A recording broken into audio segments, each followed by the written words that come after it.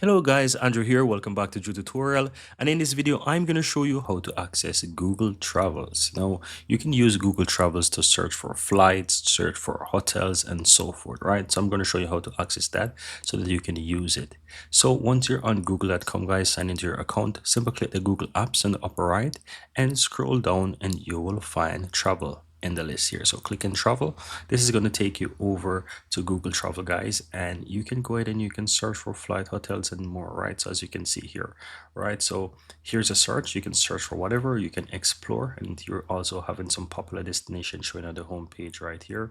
So you can click and explore to see what's there, and you can just basically look around what the price is. On the left hand side, you can search as well.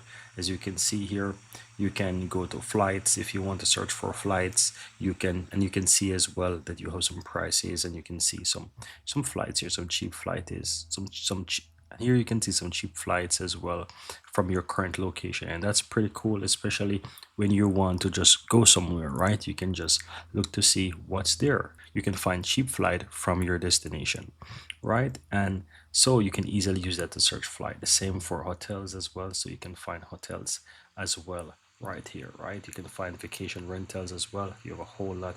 You can use a search, right? No, that's all. You can easily go ahead and use the Google Travel, guys. So it's available to you on your Google account. Make use of it. It's pretty easy and pretty simple to use.